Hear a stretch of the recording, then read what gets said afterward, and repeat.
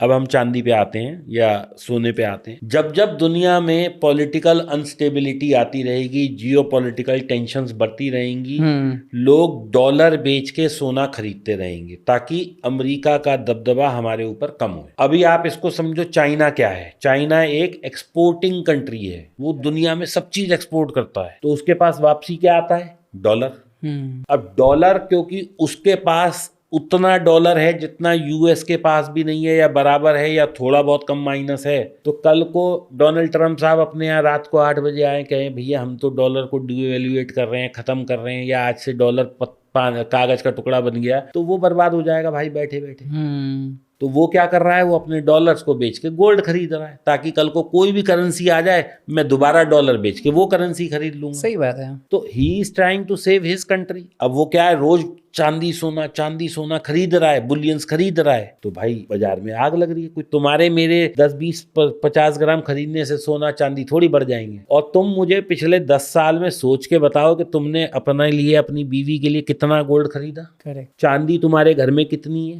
सोना तो फिर होएगा, क्योंकि तुम्हारी बीवी भी लाई होगी, दहेज में भी आया होगा, तुमने भी कभी out of love and emotion, चला आज एनिवर्सरी है, मैं तुझे सोने की रिंग दिला दूं, चेन दिला दूं, ये दिला दूं, वो दिला दूं। चांदी कितनी बार खरीदी है? बहुत कम। No one is buying silver. True. तो सिल्वर की क्या इंडस्ट्रियल डिमांड है? क्या सिल्वर की जब पिछली बार $20 से 50 आया था, तब भी यही कह के बोला कि इंडस्ट्रियल डिमांड है, बढ़ रहा है, और फिर एकदम क्रैश हो गया वो 70%। कहाँ गई डिमांड? तो जब तुमने मेरा पहला कोई पॉडकास्ट देखा था कि गोल्ड सिल्वर, तब भाई आज 3.5 लाख रुपए चांदी पहुंच गई है, तब 1.25 लाख थी। तो अब नहीं लेना है बिकॉज वी आर, क्या होता है देखो, हम यहाँ पे पहुंच गए हैं, हम यहाँ हैं, यहाँ से हम गिरेंगे तो कम गिरेंगे, यहाँ गिरेंगे तो चोट और ज्यादा। अब हम 3 लाख पे पहुंच गए, 3.5 लाख पे, तो अब गिरे तो चोट और ज्यादा है। तो मैं अब लोगों से कहूंगा भाई अब समय निकल गया, यू आर लेट। ठीक है ना? अगर लेना भी है तो भाई 2%, 3%, 5%, 1.5% का कोई स्टॉप लॉस लगा के लेना। Absolutely. This is not a seller और buyers advice, this is a cautious statement कि भाई अब लेट हो चुके हैं। जब चीज नीचे जमीन पे रेंग रही थी तब हम ले नहीं रहे, यहाँ लेते हैं।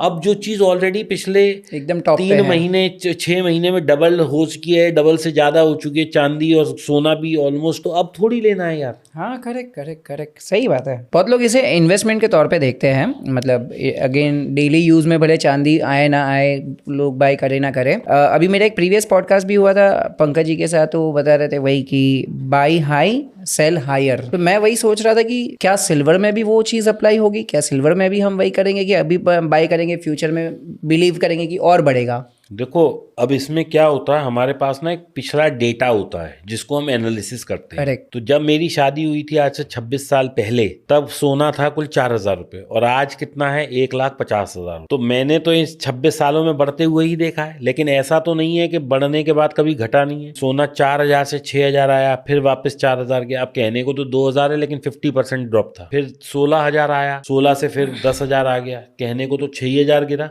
करेक्ट। लेकिन again it was more than 50%, 50 नहीं होगा तो 40% था।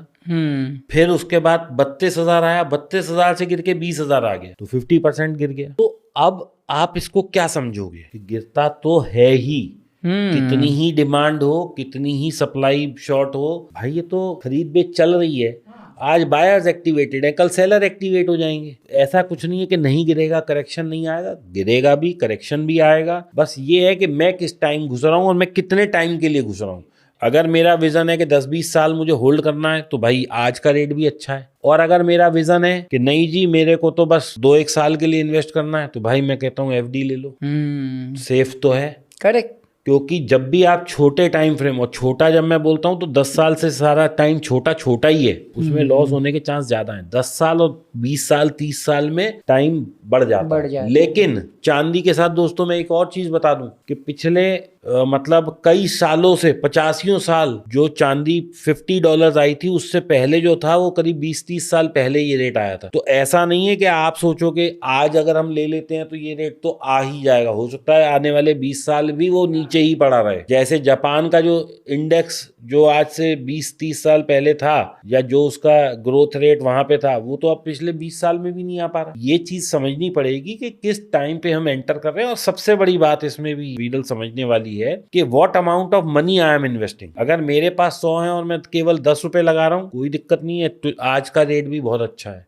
क्यों? क्योंकि ये पैसा जो बाकी 90% है, अगर मान लो मैंने एफडी भी करा दी तो 7% तो वहां से आ गया, तो नेट में अगर ये 0 भी हो जाए तो मेरा लॉस कितना है? 10 ही % है, यहाँ 7 आ गया। ठीक है, अब मान लो ये यहाँ से 50% गिर जाए तो मुझे कितना लॉस है? अगर मैंने 10% लगाया तो 5% का, तो मेरे को बैंक एफडी नहीं 5 कमा के दे दिया, तो मैं तो at the end of the year बराबर में छूट गया, लॉस में नहीं छूटा। तो मेरे को ये समझना है कि how much chunk of money I am investing, और वो मेरी टोटल नेटवर्थ या मेरी टोटल सेविंग का कितने % है, वो ज्यादा इंपॉर्टेंट है। सही बात है, सही बात है। आपने ये बहुत अच्छे से समझा दिया सर कि अगर मैं शॉर्ट टर्म के लिए कर रहा हूँ तो मैं सिल्वर में ना करूँ, और सिल्वर में अगर कर भी रहा हूँ तो क्या पता वो अगले 20 साल तक हो ना हो। तो फिर ज़्यादातर अगेन आप भी वही प्रिच करते हो लोगों को, और इवन दूसरे इन्वेस्टर्स भी वही कहते हैं कि आज की तारीख में अगर आपके पास कम पैसा है, या तो चलो फ्यूचर के कुछ गोल्स 2, 3, 4 साल के हैं, तो आप ट्रेडिंग मत करो, एफएनओ मत करो, आप इन्वेस्ट करो एसआईपी में।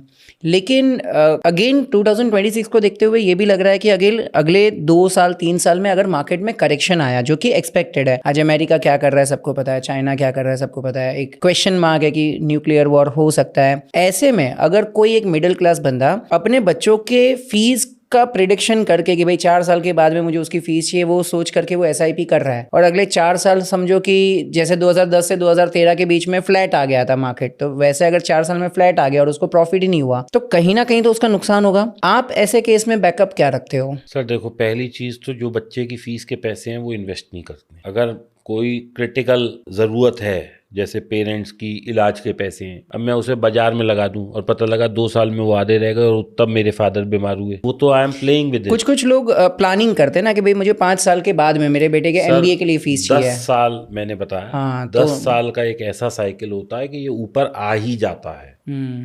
अब अगर हम ये सोचें कि अब हम 2026 में हैं और यहाँ से अगर गिरावट आई तो क्या ये सारी जिंदगी नहीं उठेगी? 1992 में हमने गिरावट देखी, 1996 में देखी, 2000 में देखी, 2008 में देखी, 2014 में देखी, जब 16 में जब मोदी जी आए थे और वो हुआ था, डिमोनेटाइजेशन हुआ, फिर उसके बाद ईरान इराक का वो हो गया था तब देखी, इधर रशिया यूक्रेन हुआ तब देखी, कोविड आया तब देखी। तो मेजर फॉल्स ही है ना ये। तो क्या इन सब फॉल के बाद मार्केट ऊपर नहीं आया? मार्केट फिर ऊपर आ गया। तो ऐसे ही आज भी अगर हम कहीं इन्वेस्ट करते हैं और वो गिर जाता है और वो ऊपर आ जाता है तो भाई फिर बढ़ जाएंगे। और ये तो देखो, कहीं भी जब जहां पे नाम आ गया इन्वेस्ट, आप जमीन ले लो, मैंने ऐसे ऐसे लोग देखे 1 करोड़ का घर लिया था, वो 60 लाख में भी नहीं बिक रहा था जब पैसे की जरूरत थी। करेक्ट। गोल्ड अगर आपने मान लो 32,000 में लिया था, उसके बाद 24 भी आ गया तो नहीं बिका आपका उस रेट में। बिटकॉइन के साथ भी ऐसे ही है, स्टॉक मार्केट के साथ भी ऐसे। तो ये तो जो चीज बाजार में आ गई उसका तो आपको बाजार के साथ ही चलना पड़ेगा। और इसीलिए मैंने आपसे कहा 10 साल से छोटी इन्वेस्टमेंट को मैं छोटा ही कहता हूँ।